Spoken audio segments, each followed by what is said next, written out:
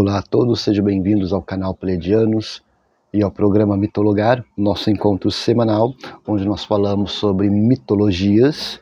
Estamos falando sobre mitologia africana, se eu não me engano, deve ser o nosso terceiro ou quarto encontro. Hoje nós vamos falar sobre o mito de Oxum.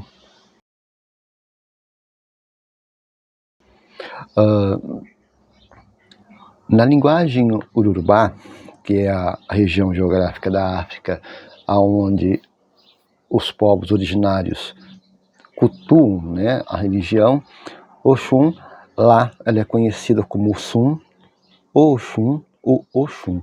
Oxum com CH, Oxum com SH, Oxum com S só, ou Oxum com X, que é o mais comum, que nós conhecemos.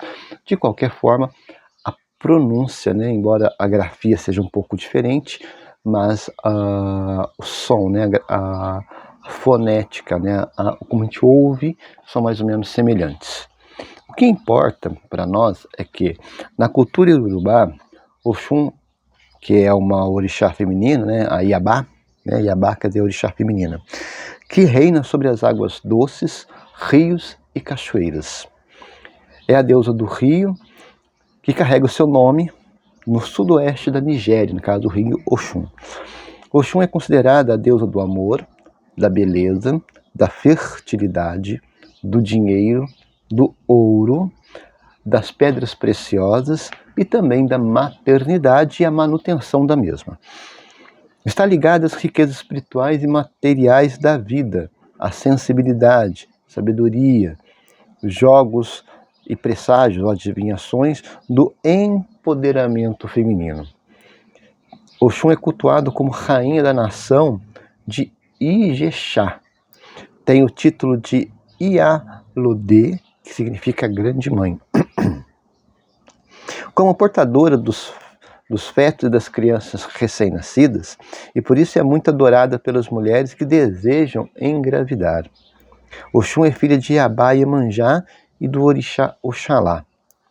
É a segunda esposa de orixá Xangô, juntamente com as orixá Obá e Iansã. Oiá. Então nós temos que entender que existe uma certa troca de parceiros ali, né? Parece que rola meio que uma traiçãozinha, uma conspiraçãozinha para tirar uma da outra da jogada.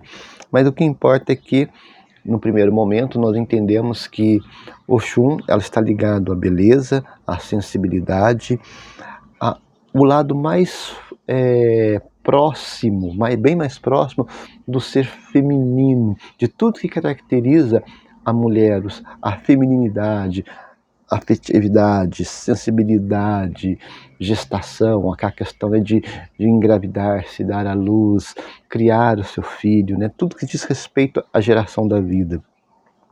Mas também dinheiro, luxúria, beleza, tanto que seus símbolos é ouro, né? Variando de região para região, ouro ou cobre, dependendo da situação. De qualquer forma, são coisas brilhantes, né? Que representa muito essa questão do arquétipo de Oxum. De acordo com vários mitos, Oxum viveu também com Ogum, Exu, Orunmilá e Oxóssi. São todos orixás, tá? Essas pessoas que eu acabei de citar, todos esses homens são orixás, são deuses africanos. Bom, diz a lenda que era comum que os orixás masculinos se reúnem para discutir os assuntos sobre a humanidade. Oxum sempre achou isso muito injusto, pois sabia que tinha sabedoria e poder suficiente para opinar sobre as questões dos homens.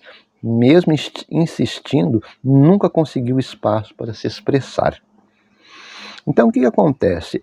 Como eu estava falando para vocês em vários programas, a mulher ela sempre ficou em segundo plano dentro dessa estrutura social masculinamente predominante. Varia-se as raças, varia-se as culturas, as etnias, mas a linha de pensamento são mais ou menos similares. O que acontece entre uma e outra cultura, sociedade, é a questão de como a mulher ela se encontra e se projeta dentro da sociedade onde ela basicamente não tem espaço para agir. Então, por isso que Oxum é considerada muita deusa da sabedoria, porque olha o que ela vai fazer diante dessa questão dela não poder se encontrar, não poder se assentar junto com os homens nas decisões de sociedade. Como última escolha, decidiu usar sua astúcia. Como não existiam homens sem gestação de mulheres, Oxum tirou a graça da fertilidade de todas as mulheres. Notando que algo estava errado acontecendo no planeta, os orixás masculinos decidiram consultar Olorum, o pai dos orixás, o senhor dos deuses, que revelou o que Oxum havia feito. Como somente ela poderia resolver essa questão, eles a convidaram para participar das reuniões. Desde então, Oxum sempre está presente nos acordos e decisões da humanidade, que voltou a se multiplicar. Então, quer dizer, ela acabou de usar de uma extremidade para poder ser vista, ouvida e seus atos atendidos. Pode parecer, no primeiro momento, uma coisa meio assim extrema, mas às vezes a sociedade, as circunstâncias das sociedades nos obriga muitas das vezes a tomar decisões extremas, mesmo que sejam momentâneas, mas extremas, para que aquelas que estão na fonte de poder, de governança, de domínio, possam enxergar, ver e ouvir a solicitação das pessoas. Então Oxum ela usa dessa artimanha do seu poder como a patrona da gestação. Sem vida, sem nascer ninguém, sem haver multiplicação da vida, não existe sociedade.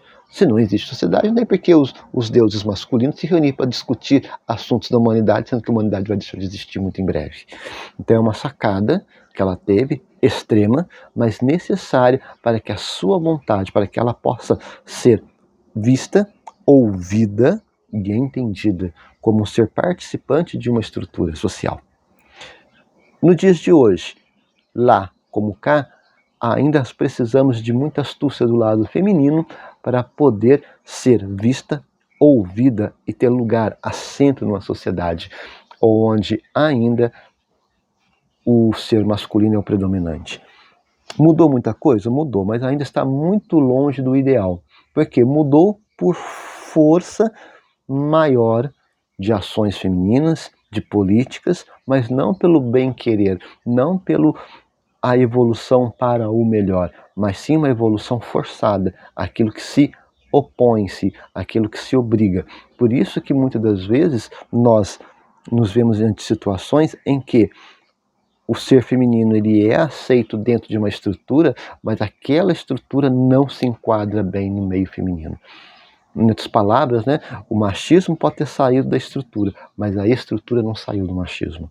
É uma questão que tem que ser resolvida com muita discussão, com muita docilidade, com muita sensatez, com muita sensibilidade, para que possamos descobrir aonde ainda há falhas nessa sociedade que teima em relegar a pessoa da mulher, o ser feminino, a segundo, terceiro plano.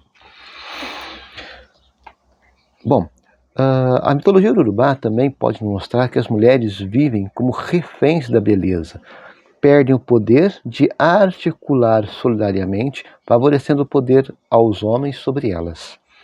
Com a incapacidade de se articular, reunir e firmar como irmandade, as mulheres passam a ser inimigas, o que só ajuda os homens a manter a supremacia, reforçando o sexismo, o patriarcado e o machismo. O que essa pequena frase quer dizer? Diante de uma situação, hoje, eu espero que essa ideia de que a mulher, por ser mulher, ela consegue ter uma vida fácil por ser feminina, porque dentro dessa situação patriarcal, o homem que sustenta a mulher, virou meio que moda de vida. Casamentos arranjados, a mulher não vai casar, tem mulher que não está casando por amor, ela está casando simplesmente por um bem-estar social. Aquele é feio, mas é rico, esse é bonito, mas é pobre. Entre o pobre e bonito e o rico feio, eu fico com o dinheiro. Porque o dinheiro vai me dar tranquilidade, vai me dar posses, vai me dar segurança social.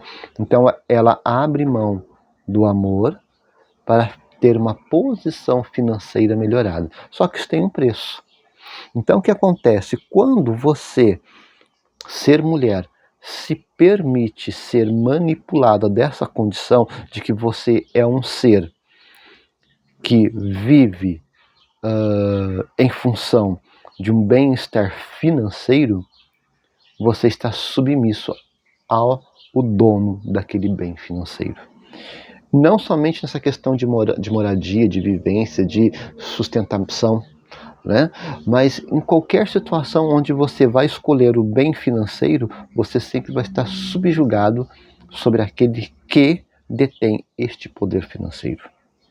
Então, a questão é reverter essa moeda, não procurar o dono do bem financeiro, mas tornar-se você mesma a dona do bem financeiro, se autopromover no bem financeiro. Isso gera independência, né? E, acima de tudo, respeito. Tem um ditado que as pessoas costumam dizer: você pode ser qualquer coisa, com dinheiro todo mundo diz amém, sem dinheiro nem sempre. Bom, Oxum, sendo deusa do amor, a Iabá das águas doces, é aquela que também mantém o equilíbrio das nossas emoções, a fecundidade e a natureza. Ter essa ideia de controle das emoções é agir friamente, saber até que ponto eu posso agir segundo os meus pensamentos moldados pelos meus sentimentos, minhas emoções, e até que ponto as minhas ações são moldadas, pensadas racionalmente. Por isso há um equilíbrio, ela equilibra notadamente essa questão. É amorosa? É amorosa, mas quando tem que agir racionalmente, ela deixa o sentimento um pouco de lado e é puramente racional. Tanto é o exemplo que foi dado, né? Ela utilizou do seu poder para conseguir o que queria. Puramente racional. Totalmente racional. Bom, muitos dos seus elementos são fortalecidos por suas visões de equilíbrio e amor pelo mundo. Nas religiões africanas e no Brasil, dizem que o Oxum possui 16 arquétipos, né, ou qualidades, que podem ser identificados em sua personalidade, dons e forma de agir. Vamos ver como que nós, pessoas, seres humanos, nos encontramos, nos vemos, nos vestimos, nos apresentamos e nos comportamos segundo esses arquétipos. Oxum Abalô é uma velha Oxum de culto antigo. Oxum Ijimun, outro tipo de Oxum anciã. Oxum Abotô, também uma velha Oxum de culto antigo. Oxum Apará, ou Pará, a mais jovem das Oxuns, guerreira, conhecida como a Senhora das Espadas. O jovem sempre tem o poder de guerra, né? de luta, de ir a ver, vamos lutar, vamos conseguir, porque é a força do vigor da vida, né? Oxum Ajagura, ou Agijara, outra Oxum guerreira com espada. Oxum Oquê, jovem guerreira ligada a Oxóssi. Oxum Iponda, guerreira, rainha da cidade que leva seu nome, Iponda. Oxum Oga, velha e guerreira, carrega Belê e alfange. Oxum Kari, jovem guerreira. Oxum Ípito, culto muito antigo do interior da floresta, né, ligado à floresta, ligado às matas. Oxum Iala, a mais ancestral dentre todas, a avó. Oxum Otim, ligado à caça. Oxum Ibiri, nova, concentrada, vaidade, beleza, elegância. Oxum Movo, ligada à mãe Iemanjá. Iê, né? Popolocum, do culto raro, ligado aos lagos e lagoas. Oxum Olocô, guerreira, vive nas florestas, nos grandes poços de água, padroeira dos poços.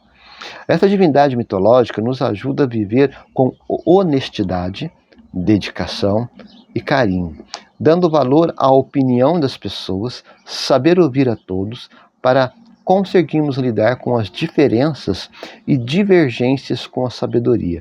É claro que, como um ser consciente, ela tenta equilibrar pensamentos de emoções. E mesmo dentro dessa linha de pensamentos, tem ainda a questão de centralidade sobre o raciocínio.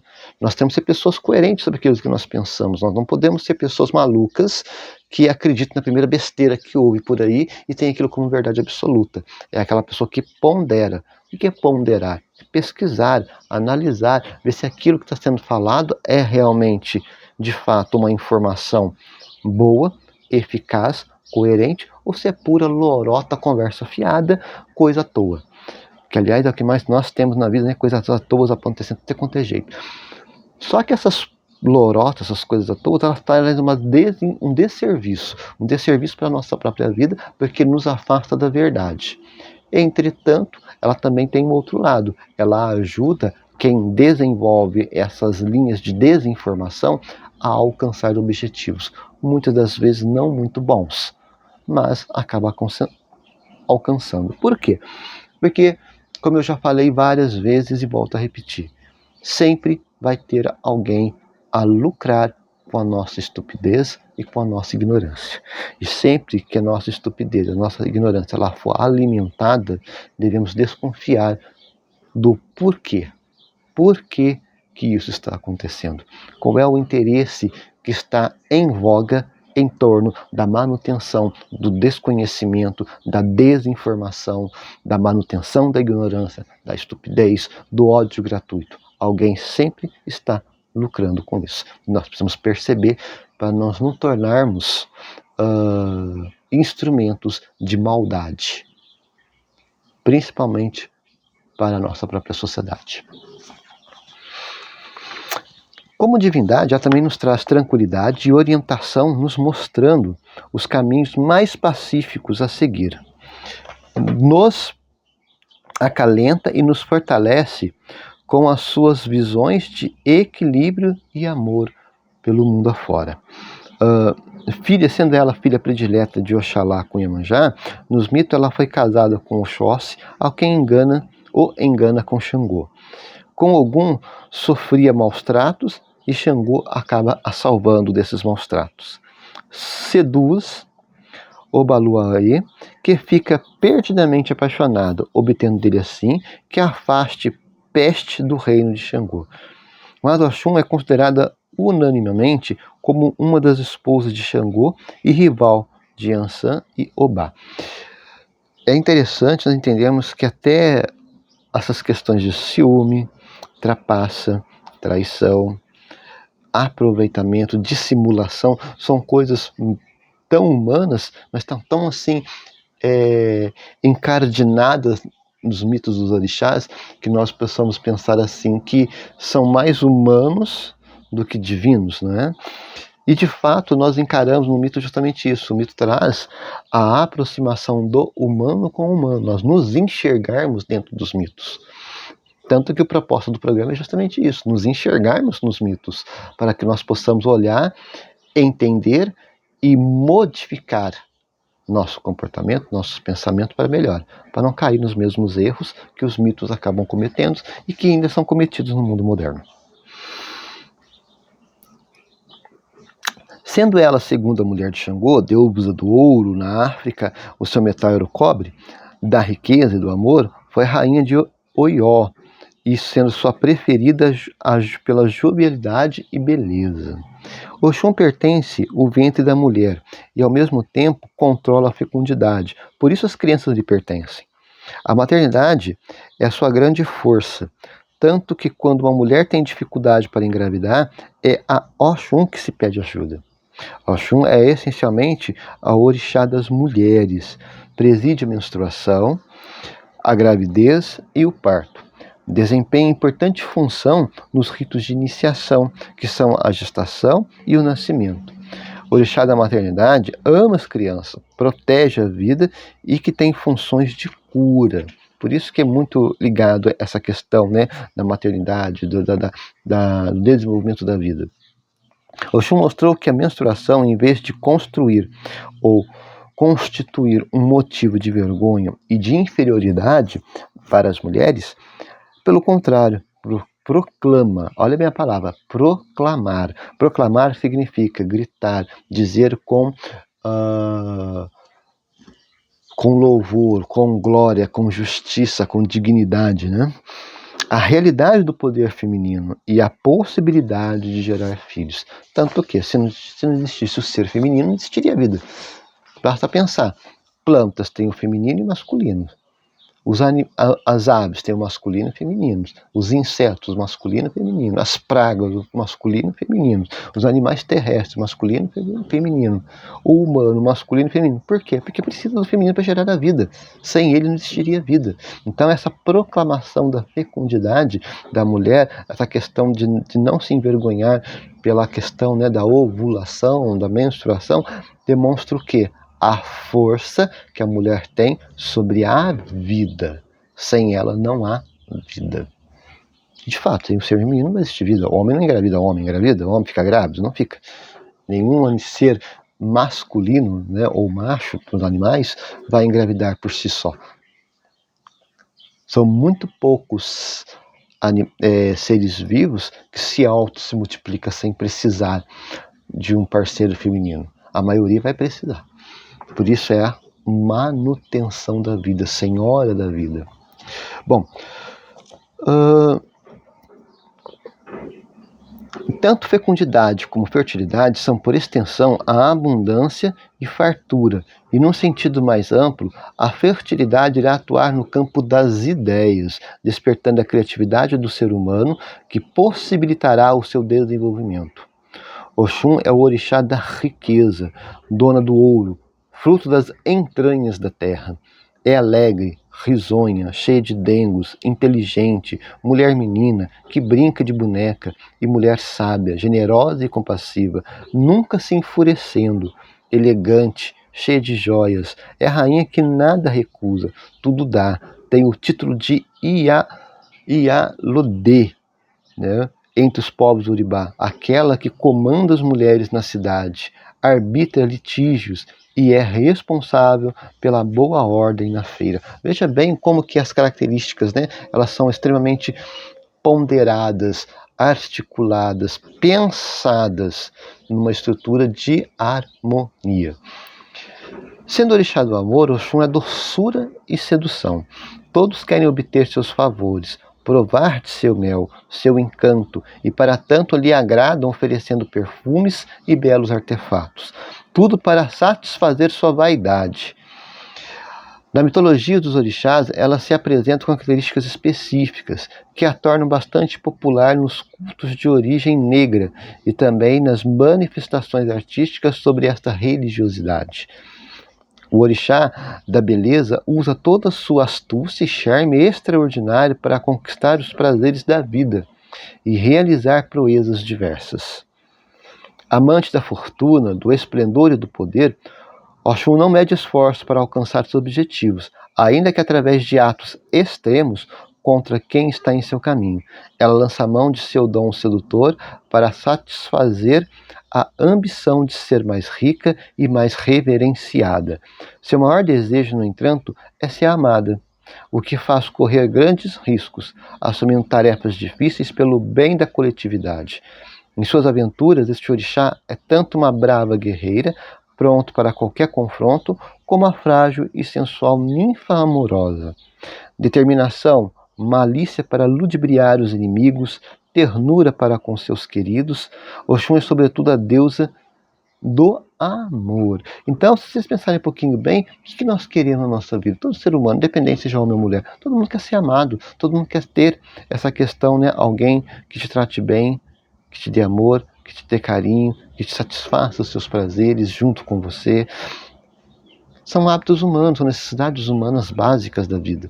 Ninguém que não viva essa realidade deve ter algum probleminha, né, de amor próprio, de se ver como pessoa. A grande maioria das pessoas são assim, elas querem viver bem, elas querem ter um grande amor, viver uma eterna paixão, ser felizes, não importa em que condições, em que circunstâncias, mas que seja feliz. E isso é muito claro nessa personalidade que é Oxum. Sendo ela uma orixá de amantes, né, que ataca os concorrentes para não roubarem sua cena, pois ela deve ser a única capaz de centralizar as atenções. Bom, isso aqui tem um problema muito sério que se chama vaidade, né? Na arte da sedução, não pode haver ninguém superior ao Oxum. No entanto, ela se entrega por completo quando perdidamente apaixonada. Afinal, o romantismo é outra marca de Oxum. Da África tribal à sociedade urbana brasileira, a musa que dança nos terreiros de espelho em punho para refletir sua beleza estonteante é tão amada quanto a divina mãe que concede a valiosa fertilidade e se doa para os seus filhos. Por todos seus atributos, a belíssima Oxum não poderia ser menos admirada e amada. Não por acaso a cor dela é o reluzente ouro amarelo. Pois, como cantou Caetano Veloso, gente é para brilhar, mas Oxum é o próprio brilho em forma de divindade. A face de Oxum é esperada ansiosamente por sua mãe, que para engravidar leva a oferenda ao rio. E tal desespero não é o de Iemanjá ao ver sua filhinha sangrar logo ao nascer. Para curá-la, a mãe mobiliza Ogum, que recorre ao curandeiro Ossan. Afinal, a primeira e tão querida filha de Iemanjá não poderia morrer. Filha mimada, Oxum é guardada por Orumilá, que a cria. Então vocês começam a observar que a própria história da origem de Oxum, ela é repleta de cuidados, de amor, de carinho, de atenção. Então cresce essa orixá, cresce essa divindade, ela se aparece com essa força, com essa ânsia de ser amada, de ser a mais bonita, de ser a mais adorada, vamos assim dizer, né? Para Oxum, então, foi reverenciado o posto de jovem mãe, a mulher que ainda tem algo de adolescente, coquete, maliciosa, mas ao mesmo tempo que é cheia de paixão, busca objetivamente o prazer. Sua responsabilidade em ser mãe se restringe às crianças e aos bebês.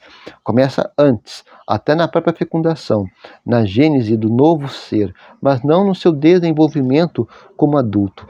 Oxum também tem como um de seus domínios as atividades sexual, a sensualidade em si, sendo considerada pelas lendas uma das figuras físicas mais belas do panteão do místico Iorubá, né, da região do Urubá, da matrizes religiosas desta região. Sua busca pelo prazer implica sexo e também a ausência de conflitos abertos. É dos poucos orixás de Urubás que absolutamente não são muito chegados em guerra, embora seja uma boa estrategista. Quando a necessidade se faz presente, você toma posições, né? Você é obrigado a tomar posições. É o caso que explica muito sobre ela.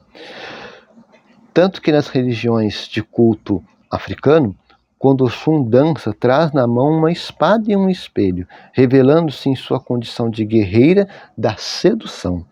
Ela se banha no rio, penteia seus cabelos e põe suas joias e pulseiras, tudo isso no movimento lânguido e provocante. Tanto que há duas histórias, elas são meio que semelhantes, mas acabam dando significados meio que diferenciados, mas a história é a mesma. Uma é a seguinte: segundo os mitos africanos, os orixás estavam meio cansados de serem ordenados, receberem ordens de Olorum, né, o Deus Supremo, o Deus Criador de todas as coisas. E estavam pensando, cada um, se virar contra ele, fazer as suas coisas, destroná-lo e dividir o mundo entre si, porque não precisavam deles, tinham poderes, não precisava mais desse Deus Todo-Poderoso. Eles poderiam se virar nos 30 e viveriam muito bem. Só que o Deus Todo-Poderoso, ao saber disso, ele ficou muito contrariado. Ele virou e falou assim, pensou consigo mesmo: eu vou quebrar a soberba desses meus filhos. Como que eu vou fazer? Não irá chover. Não irá chover, e através disso eu vou quebrar a petulância desses orixás. Sendo assim, com o passar do tempo, as chuvas foram diminuindo, até que a seca, né, ela se estabeleceu no continente africano, e através da seca veio a necessidade, a fome. O que aconteceu? Os orixás começaram a ficar preocupados, porque o povo está morrendo, eles próprios estavam passando necessidades, mesmo sendo divindade, mas estavam em corpos humanos, então alguma coisa estava errada ali.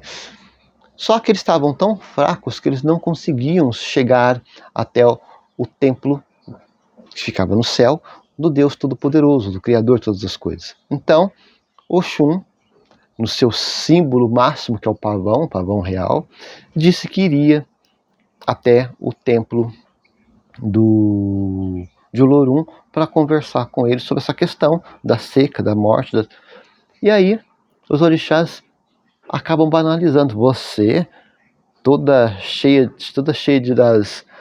das malícias, toda cheia dos dengos, toda cheia de nome toques, vamos assim dizer, né, na nossa linguagem, toda cheia, toda fresca, né, tu dizer assim, você vai até lá, cuidado para não queimar as unhas, falou assim para ela, né. Ela, ignorando todas as ofensas, ela voou para o templo de Olorum. Só que o templo de Olorum ficava próximo, muito próximo ao sol. E à medida que ela foi subindo, ela foi se cansando, mas foi subindo, ela não desistiu. Só que no processo de chegar até o templo, até o castelo, o local onde Olorum habitava, ela teve as suas asas queimadas pelo fogo do sol, o calor do sol, as asas da cabeça. Quando ela chegou lá, está toda machucada, toda queimada.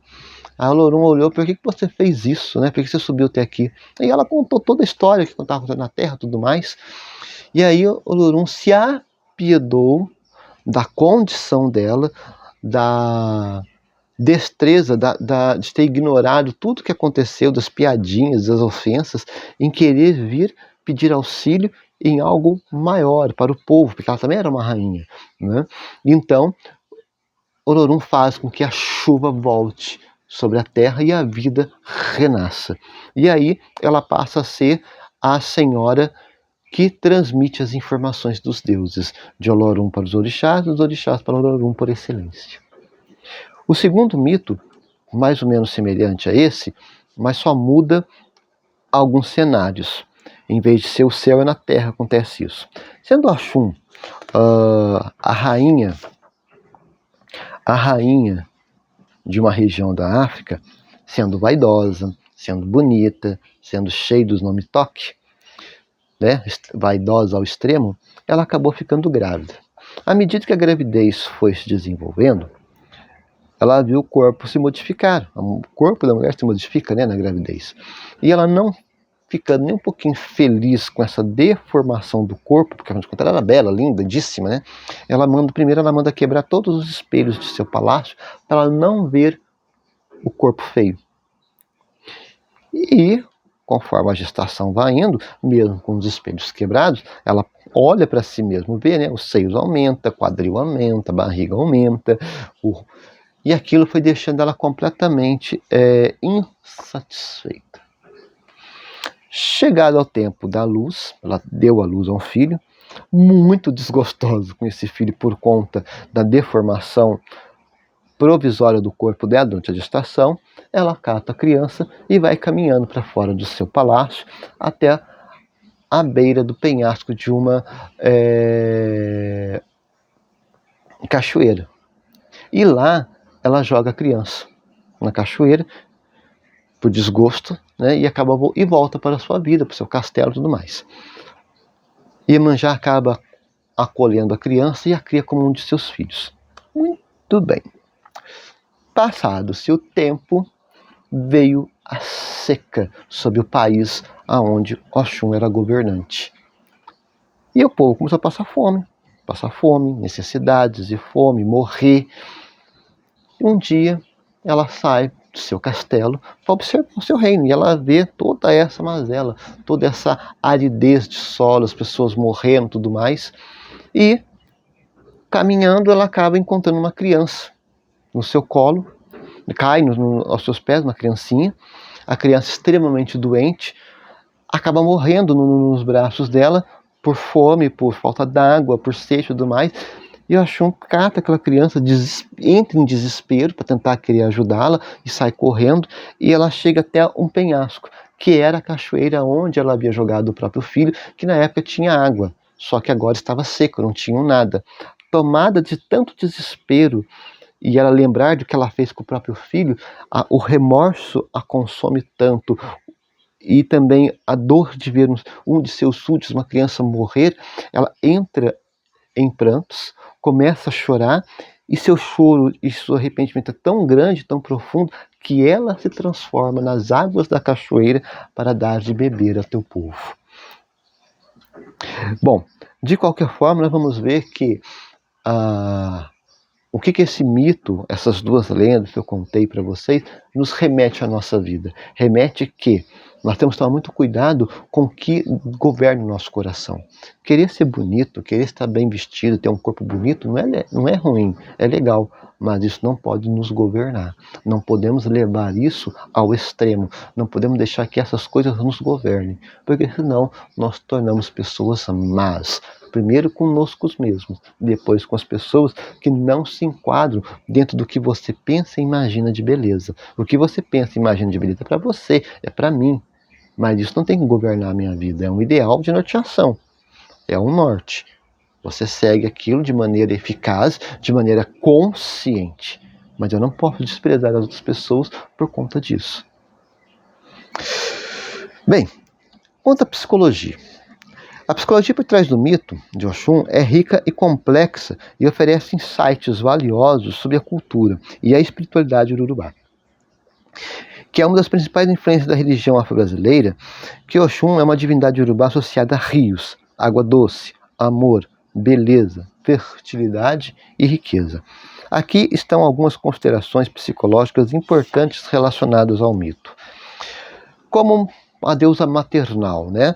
É frequentemente vista como uma deusa maternal em sua associação com água doce e que se conecta ao aspecto nutritivo e purificador das águas. A arquétipo da mãe representa cuidado, nutrição, proteção.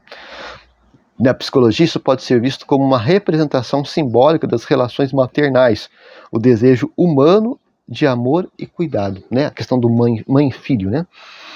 Beleza e autoestima. Oxum também é conhecida por sua beleza e vaidade. Esse aspecto do mito pode ser interpretado psicologicamente como a importância da autoestima, da valorização da própria beleza. A busca pela beleza pode estar relacionada ao desejo humano de sentir aceito e amado pelos outros, desde que isso não governe a sua vida e te transforme no oposto daquilo que você está perseguindo. Olha bem o alerta. Amor e relações afetivas. Como divindade do amor e das relações afetivas, pode ser interpretado como uma representação da necessidade humana de amor, de conexão com outras pessoas. As histórias de Oxum muitas vezes envolvem questões de ciúmes, traição, reconciliação, refletindo os desafios e as complexidades das relações humanas. Nós não somos seres acabados. Nós vivemos nos completando com as outras pessoas, com os acontecimentos, então nunca vamos estar 100%. Cabe a nós sabermos como nós nos completamos ao longo da existência de que é ser humano. A abundância da fertilidade está relacionada muito à riqueza. Isso pode ser visto como reflexo da busca humana por prosperidade material, sucesso na vida. Psicologicamente, representa o desejo da abundância e da realização. Todo mundo quer ser realizado em alguma coisa. Quem que não quer ter uma realização profissional, realização amorosa, realização familiar e por aí vai. Isso é bom, não é ruim, desde que isso não se torne uma doença que te governe. Somos nós que governamos as determinadas situações, não as situações que nos governam. Né? Purificação e renovação. A água doce é frequentemente usada em rituais de purificação religiosa. Isso pode ser interpretado como uma necessidade psicológica de se livrar das impurezas emocionais e espirituais e buscar renovação e limpeza. Não há muito o que dizer, né? É a limpeza, a nossa faxina diária do nosso ser existir como pessoas, da consciência, do ser que existe, que fala, que pensa, que sente, que respira, que convive com outras pessoas. É necessário esse tipo de purificação, dessa renovação, né? Mesmo porque para que nós não acabemos encardidos pelos problemas da vida e nos tornemos motivos de tropeço e queda para outras pessoas. Conexão com a natureza. Oxum está intimamente ligado à natureza, especialmente à água doce e aos rios. Isso reflete a importância da conexão humana com o meio ambiente, a necessidade de cuidar da natureza para garantir nossa própria sobrevivência. Tá aí, nós estamos aqui hoje, que está sendo gravado esse programa é dia 22 de setembro. Eu moro em Queluz, no interior de São Paulo, no Vale Histórico Paulista. Quem não conhece exatamente, Queluz é a primeira cidade do Vale Histórico Paulista, e nós estamos vivendo aí fim de inverno e virada, né, do inverno para a primavera, com 35, 36, 37 graus. E quando chegar lá para o dia 20 de dezembro, que é o início do verão, propriamente dito, vamos chegar aos 40, 45 graus, quem consegue sobreviver numa temperatura dessa? Então, cuidado com a natureza é essencial. Por quê? Porque nós sofremos. Se nós fazemos o meio ambiente sofrer, nós também vamos sofrer juntos. Aliás, já estamos sofrendo, né? Resumidamente, podemos dizer de maneira psicológica que o mito de Oxum revela aspectos importantes do que é ser humano. A busca pelo amor, beleza, riqueza, purificação, conexão com a natureza são elementos fundamentais na compreensão da cultura iorubá, bem como na compreensão das necessidades e desejos humanos em um contexto mais amplo. Lembre-se, nós não estamos prontos e acabados, nós não somos pessoas prontas e acabadas. Nós sempre estamos em busca de alguma coisa, lutando por alguma coisa, desejando alguma coisa, sonhando alguma coisa, conquistando alguma coisa, perdendo alguma coisa. Então, é o dia a dia. E o nosso dia a dia reflete o mito. Não é o mito que reflete a nossa vida reflete o mito. Por isso que quando nós olhamos para os mitos, e os mitos nos aproximam, fala conosco, nos diz na nossa face, né, muitas das vezes coisas ruins e coisas boas que nós fazemos, é para nos ajudar a entender que a nossa vida ela é uma coisa cíclica e que nós precisamos. O que eu fui ontem, eu tenho que ser diferente hoje e amanhã também. E a cada dia ser uma versão melhor de mim mesmo. Primeiro para mim mesmo, para o meu bem pessoal. E depois para aqueles que convivem comigo. Seja dentro do meu universo particular, que é a minha residência, minhas relações fora da minha casa, né, com amizade, família, amigos, trabalho, e vai subindo o leque, vai se abrindo esse leque de relacionamentos. Mas o importante é o quê? Que eu seja sempre uma pessoa boa. E ser boa é uma pessoa em evolução. Não podemos confundir pessoas boas com pessoas de bem. São coisas bem diferentes. Por quê? Pessoas de bem pode muito bem não ser praticar algo bom, mas ter dentro da sua mentalidade desejos e ambições malignas.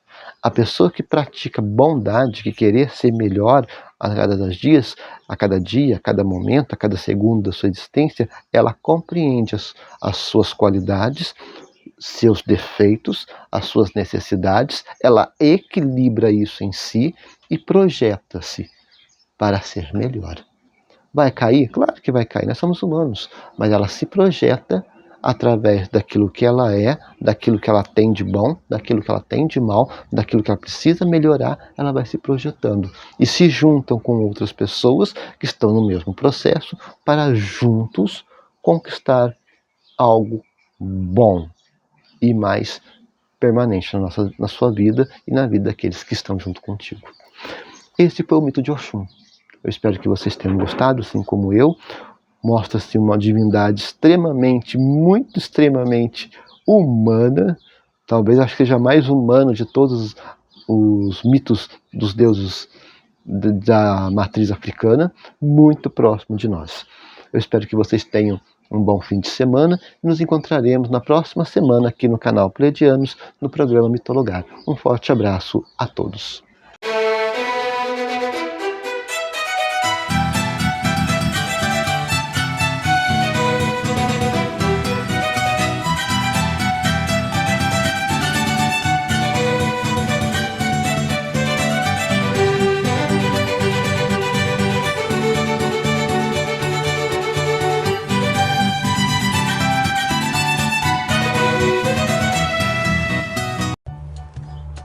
Nós somos a Associação SOS Felinos, onde nós dedicamos com muito amor e carinho a cuidar de 55 gatinhos que foram resgatados da rua.